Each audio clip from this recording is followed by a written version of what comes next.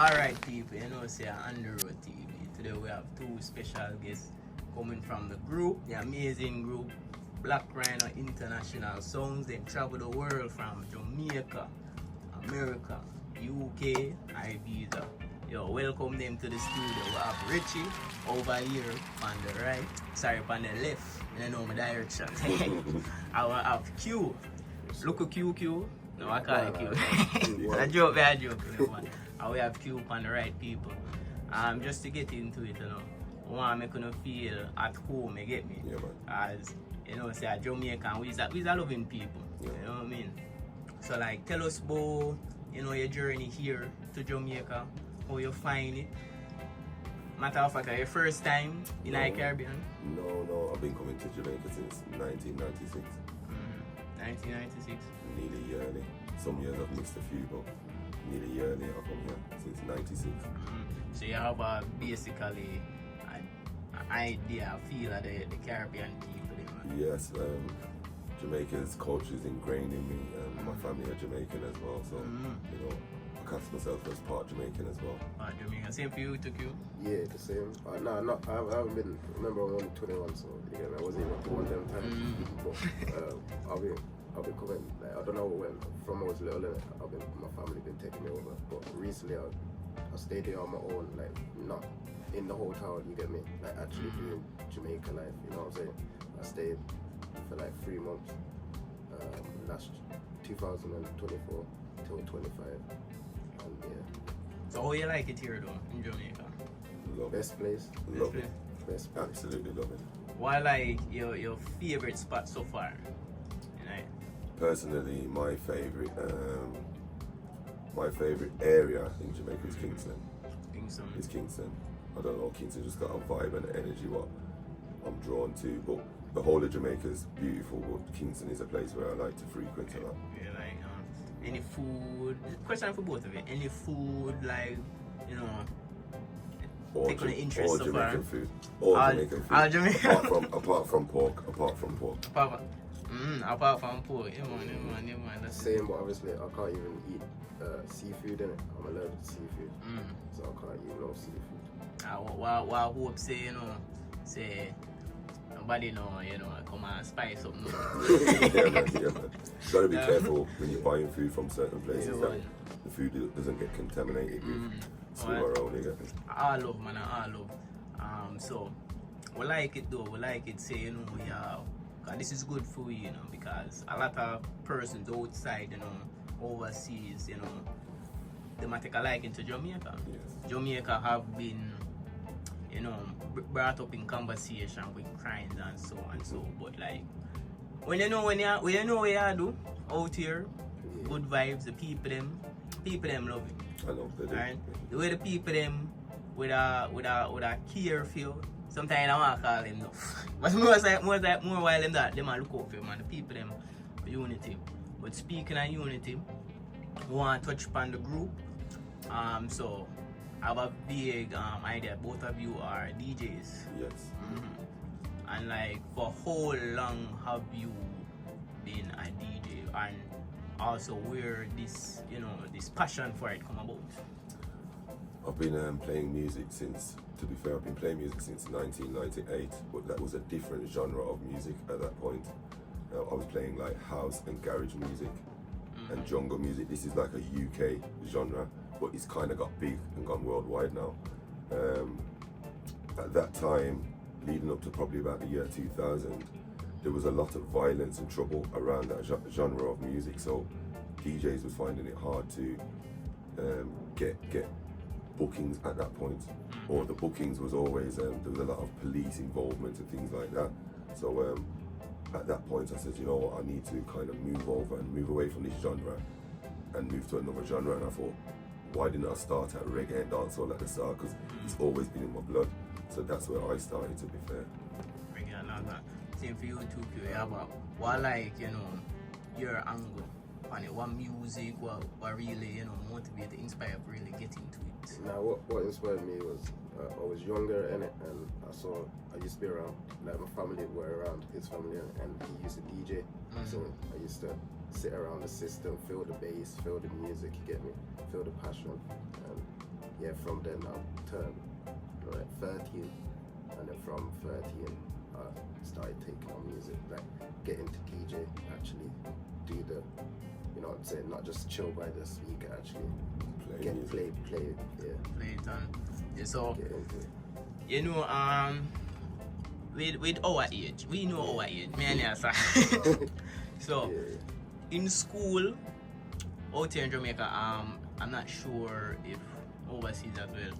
We always like to have some youth for love, you know, feel like them are bad artists, you know, better than Cartel and the rest. So like we used to just, you know, freestyle, we did make tune, all of that, and I saw it start for a lot of people. Like you find yourself were you ingrained in the culture like that? Did you find yourself, you know, wanting to write your own song, you know, just a hobby? Nah. I feel like overseas, you do get, as you said, people coming together, sitting in this like classroom, writing, making a beat. But it's not really like that overseas. You know what I'm saying? 'Cause the culture's here, so you lot here, you do that, get together, you know, start knocking the pen together, start writing lyrics. Oh no, you better than Cartel. You get what I'm saying? But over there, it's not really like that. You know what I mean? It's more about football, more about going out on the playground and things like that. Football, we still get into that, guys. I'm a man is a football man myself. So like, as a sound man, right?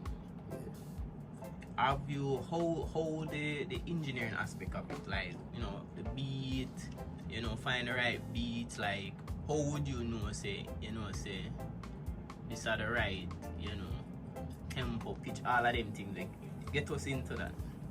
Well, we're not sound engineers as in the studio. We select on a sound system, and that side of the business there, the team in America, they deal with that side more in putting the songs together, getting them mixed and mastered. You know, that is their strength there. You know, that's not where our strength lies. We've got a good ear, but actually sitting behind the mixing board and getting it right, we're not so accustomed to that. You're more direct with it. Yeah, we're those the ones that the end products we deliver. We like to deliver the end products, yeah. And like you guys are here, is there anywhere you know planning to play at? Well, Thursday, 2nd of April, we're going to be playing at, the 2nd of April, we're going to be playing at Original Dancehall Thursdays. So we're really looking forward to that. Really looking forward to it. Nice. Alright.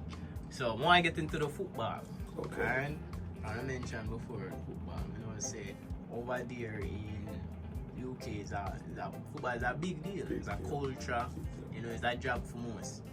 I learn him now kick the ball. Alright, so like many people know like what on the team want to support, man. Well, in the UK there's only one team, you know, and that's Man United. You know, say I go say Man United. When they say one team, they want to say Man U, you know. Yes. I know a lot of my Liverpool friends and Arsenal friends aren't gonna like to hear me saying that, but there is only one team, Man United in the UK. You? No, I don't follow football. Nah. But I'm like really a sports person, you know. Oh, you know. Carry on. That's You see, like football and that, like going out with your friends and that, I'd rather do basketball. You know what I'm saying? I'll go out and play basketball, but I don't even follow that. Like I just music. I'd rather do the music.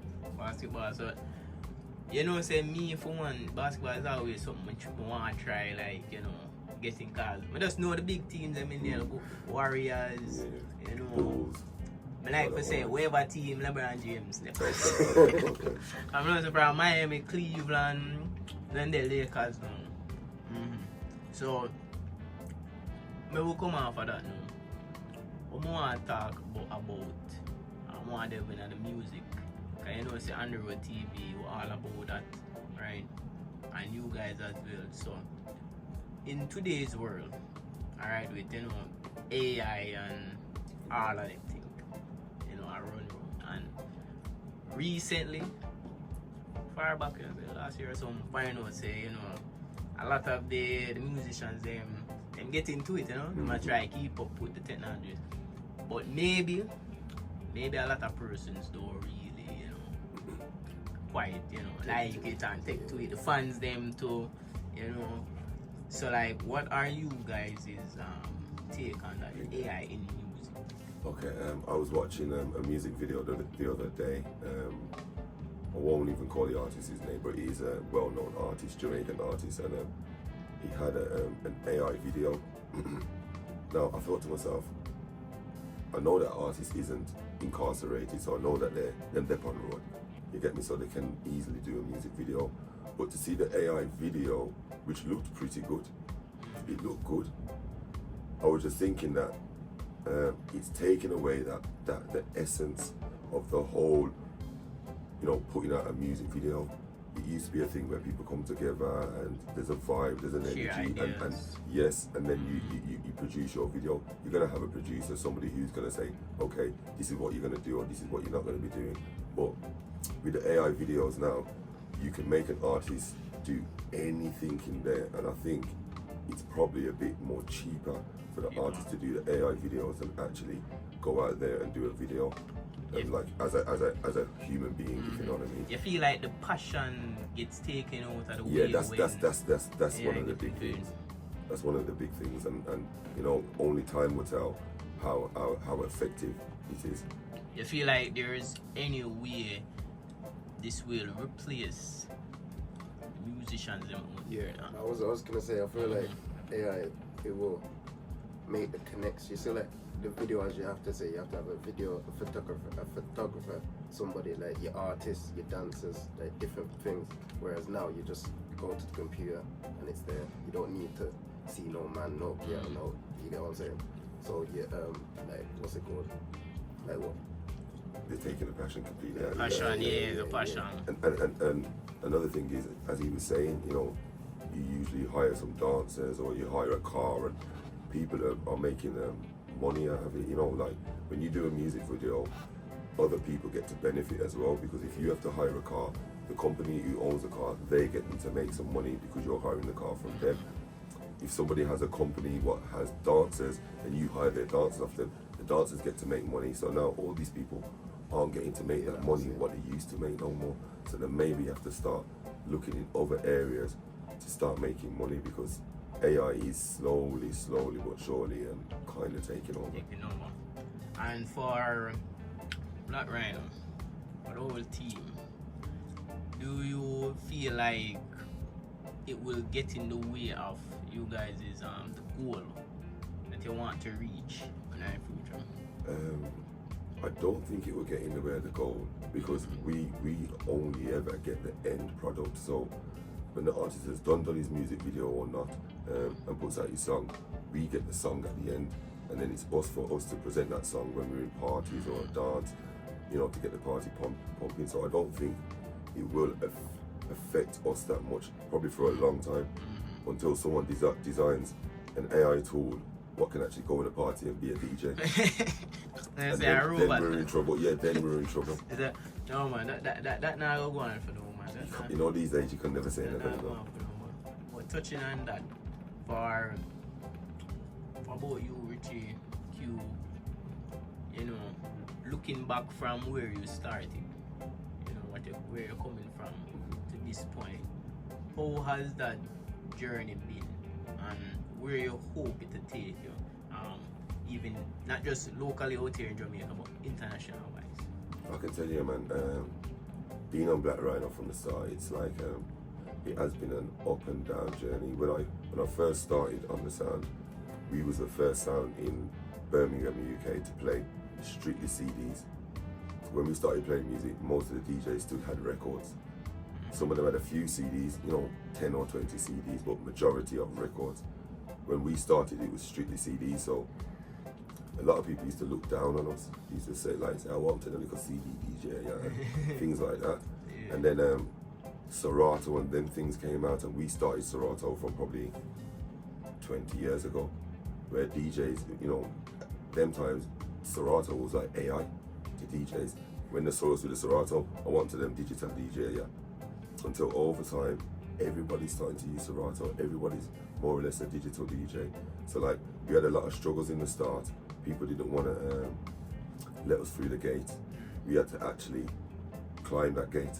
We had to climb it, sometimes push the gate over, To be fair, you get me, to get to, how can I put it, just to actually do what we want to be doing, playing music and just entertaining people. But it's been a really good journey. I've got to meet a lot of people, a lot of artists who I grew up listening to. I've met a lot of DJs, a lot of sound systems, and the music has taken me a lot of places over the years. So I'm really grateful, to be fair. That's the best part of it, you know. You know, not only are there something you like, Yes. but you meet persons, you create a lot of, we can say, memories. That's it. When they grow up, they That's can even tell their kids them That's it. and all of that. And I've made some good friends through the music. And good, yeah. Some good friends through, even though the music industry is probably one of the most ruthless industries to be in. Because looking in from the outside, a lot of people will be thinking it's all, you know, glitz and glamour. Until you're actually in it, you're either a DJ or a studio engineer or something who's actually dealing with other people in the industry. You realize how not many people are genuine. And genuine and they are probably genuine to their craft, but they're not going to be directly genuine to you. You're just like you're part of their journey. You're a stepping stone for part them, of the and system. that's it. You know, like a cod, you know that.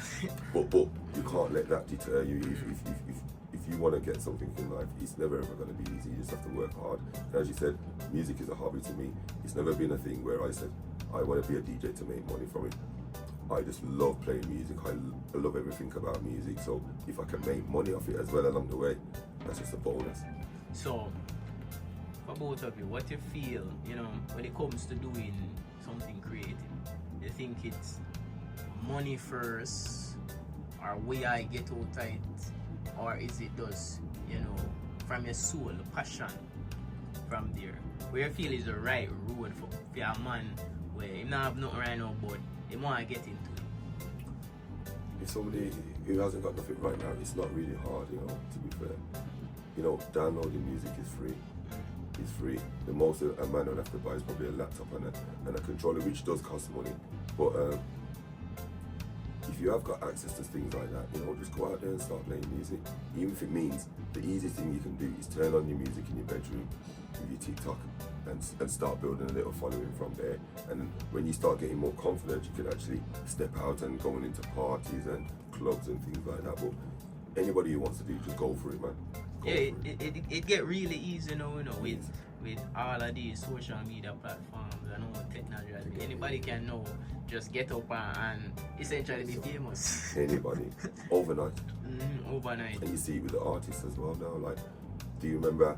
I don't know if you remember as far back as when Beanie Man and Elephant Man and them man that was running the road, Ninja Man days. When they had a hot song, that song was hot for a year, 6 months straight. Now when the artists are bossing, when I come out with a song, the song's probably hot for 2 weeks, 3 weeks, and there's the next artist with a song coming out what's just as hot, even hotter, then another artist. It's just non-stop now. And I think that's all to do with this new advanced way of doing music as well. Alright, so you guys fancy yourself like, you know, singers? I haven't got a voice for singing. My voice is too deep and husky. That's what I think anyway. But freestyle them things. Sometimes we do. 2017, I put out a song called "Grab Up Your Something" from the UK, and we also done a music video for it. And that song was it was never created to boss and try and turn me into the biggest artist in the world. It was just a vibe in the studio, and it sounded really good. We made more people listen to the song, and they were saying you should put this song out. So I said, you know what, I'm going to put the song out. And then another reason of me putting that song out was because where I'm from, there's a lot of artists who I know, and there's some very, very good artists where I'm from, and I just didn't believe that they was applying themselves to making themselves boss. I believe that they had the voice and the talent, but I just didn't see them doing the work behind it. You know, not all of it was doing work, but there was certain little things you have to do to make yourself become a worldwide name, especially if you're doing reggae or dancehall. And one of those things is coming to Jamaica. You have to come to Jamaica. You have to come on the ground. You have to get into the places and showcase your music to Jamaican people. And if Jamaican people say yeah, then your music will go on. And that's what I did with my song. I came to Jamaica with it. I don't know if you know Danny Boo. Danny Boo is a dancer. Danny Boo, Renee 630. They're not really dancing so much now, but there was like then. They was like the main girls in all the Kingston parties. Their name was big across the world. They actually was marketing my song for me by doing little dances on the internet, Instagram, TikTok, things like that. And when they was putting my song out on their page, more and more people was gravitating to it. So like I came to Jamaica, I performed at a few places, and yeah, I never really took it up as how can I put it? As something seriously. I didn't take it up seriously. Like, all right, then this is gonna be the rest of my life. DJing, selecting is something what I do more serious, I think. That is it. But that was more of a hobby, and I saw that people gravitated to it, so I just pushed it as much as it could go. But yeah, man. I think it's important for persons in the music industry, other than use it to the south, and a separate something them do as a hobby. Nobody never really have to know, them just do 100%.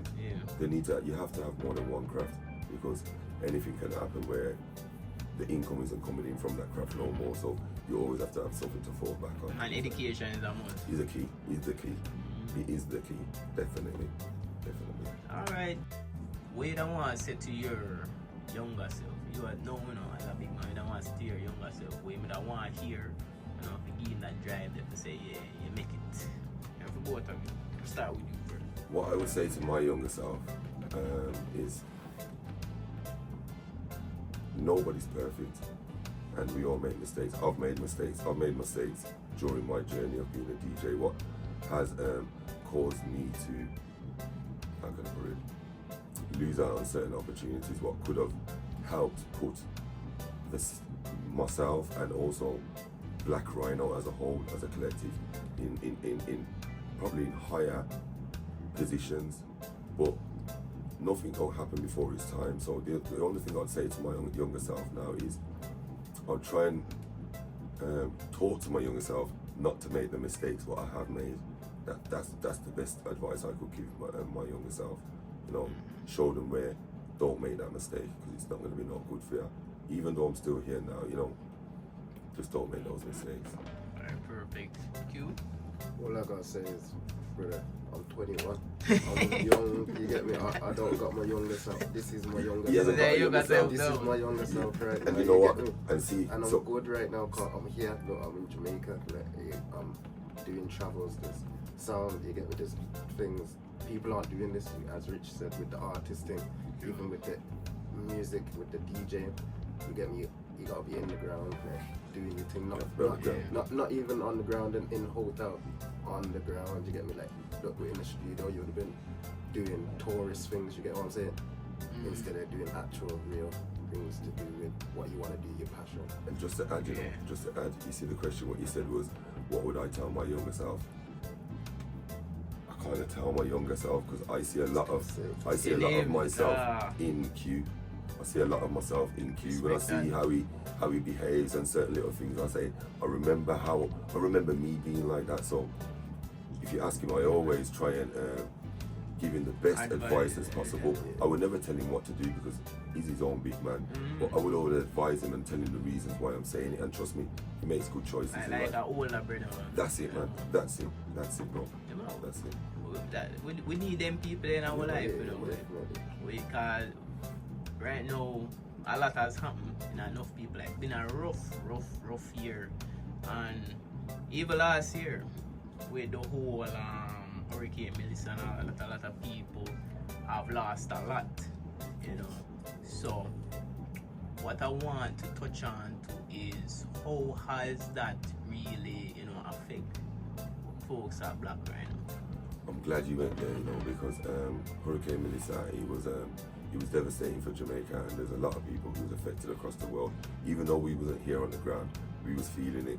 We got friends and we got family over here. My family's from Westmoreland, and they was hit really bad. Some of them lost their houses and things like that, and all their possessions. So both myself and I'm working with Recharge CIC, which is in the UK. They're a charity group.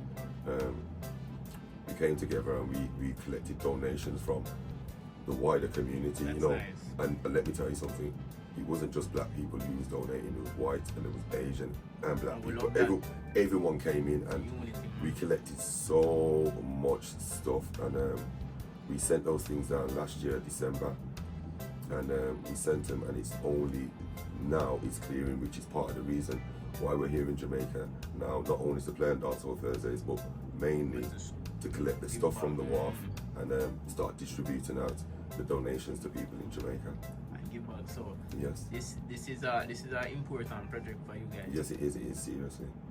And we love that, you know, we love that Jamaica get the support, Mm-hmm. and you know, this are really help the people them a lot, because they've been struggling. And it's been hard, because even me, I look back at it and I say, you know, like, what if, you know, it could have been worse? And, you know, but thank God, say, you know, it's still bad, Yes, but it's just scary say it could have been worse. It's scary say, you I know. So, and not only for one part, but all of Jamaica. All of Jamaica. And you know, a good thing about Jamaica and Jamaican people is that we was all watching from overseas. You know, anytime somebody in Jamaica put up a video about how their house looks or how Finham area look, and then something there, everyone's watching it in the UK. Everyone in America, they're watching it because everybody wants to know what's happening.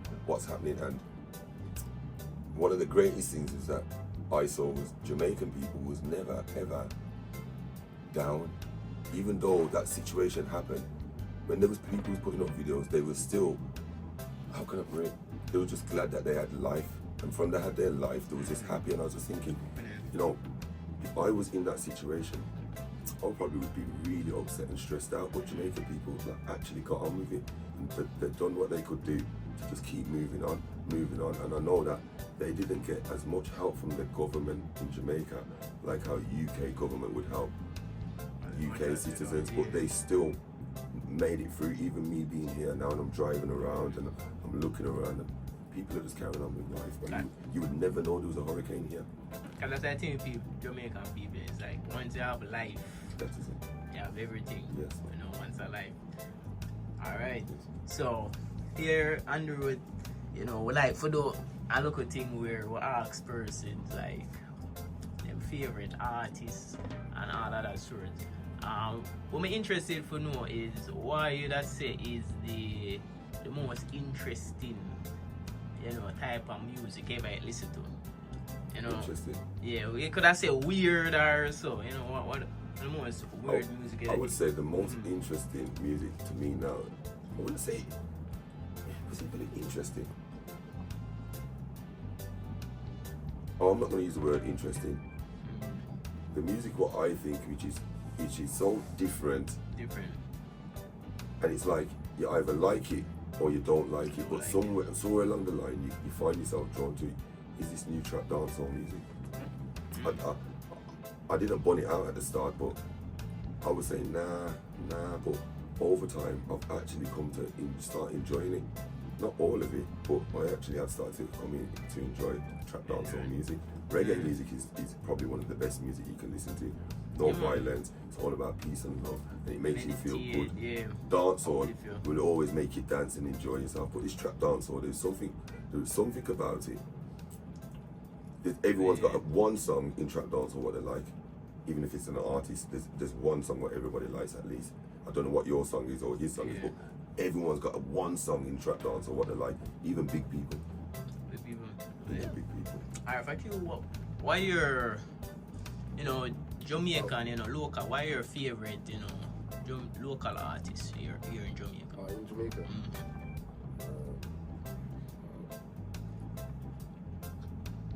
One of my best artists of all time, yeah. Yeah, man, the best. Let's say who come to your mind right now? Barris. Yeah. Do you have music? Give her a true name, sing. Give you doctor's order. Doctor's order. Hold on one nigga. I feel a shiver. Hey. I can't sing it up. My voice is No, gone already. I don't go and good. No, don't. You don't go and good. No, man, don't. But doctor's orders, I penicillin. think he's trying to draw you out. He's trying to draw that stuff, you know what, to make it hard. You remember he was like, this is, you don't have it earlier. We love it. Yeah, but doctor's orders, you know, that's a song what we use on our sound when we're playing out to even test up the sound to make sure the sound's playing sweet. It's a good song, quality song as well. Big up Barry Simon. That is big stuff. I like Barry's personally, as Richie was saying earlier with the trap and stuff. I think it's the opposite though as a young person. You see reggae, like, out of all music, reggae is music you can see any culture dance to it, any culture get up, like you sit there and you could be doing anything, but you still get up, you tap your foot, you rock your head, a baby's tapping his foot, rocking their head. They're not even a Chinese person, any culture. With the trap, it's only like, it's 1 second, it's 1 day, it's good, tomorrow it's gone. One, reggae, it's been about, since people don't even put it out now, it's still, but they do, but they're old time people. And the songs hold their weight much longer as well. Like we're in 2026 right now, and various part of doctors order from how long. And I know about that. I'm 21. You know what I'm saying? And that's good too. Older than the songs older than him. And that's good, yeah. Before I'm born. You get what I'm saying? And what I like about Barry still is now he still sings like that. Like I see him live performances with him. He sings like out of his soul. You know what I'm saying? He sings. He can sing. So you guys ever meet any artists like really like sit down with them and you know well a combo? I've met many. I've met so many artists. I met Vibes Cartel. I met Vibes Cartel on about 2007-8 when he performed at in Clarendon. I was staying in Clarendon with one of my friends, and Cartel was performing up there. But the promoter for the dance, my friend knew him, so we was like backstage. And I remember Carter was standing where you're standing, and this was way before he Boston become that big name he is now. But I remember looking at him and he was dark skinned then. What? He was really dark, but he was just as good then as well. Yeah, man. And so for you, same thing for you, or? Nah. Remember he's big man, so he's been through. No, but if I case today, but he's here now in Jamaica, so he's gonna be able to meet artists. Even the show what we're gonna be playing on Thursday, next week Thursday. Usually there's a lot of artists at that venue, so he will get to see some artists live and direct. Alright, it's all love. Remind the people them again, man. Say OT, remind them. Yeah, but people, if you don't know, Black Rhino International Sound, we're going to be performing at Dancehall, original Dancehall Thursdays in Kingston, the 2nd of April. So people, if you're in Jamaica, make sure you get there, because that night's going to be absolutely ton up, yeah? Also, please, add us up on all social medias, Black Rhino International Sound. You'll find us on all social medias. And we've got the UK side, which is us too. We've also got the American side, so you'll see everything while going on there, yeah? Love it. Alright, people. That's about the it. person? No, man. So, yeah, I would say that's He wants to get his personal link, you know. You know, the girl in finance. See there, put your personal link, bro. You know, the girl in finance. Put your personal link. Alright, we're not expose you out there. We're not expose you, but this has been Black Rhino International. So we'll enjoy and work out here, man, with what you guys been doing and the contributions. We love it. You know, God bless you and go with you. Alright, people, give them some love. Check them out. Alright, people, are we that underrun? Up.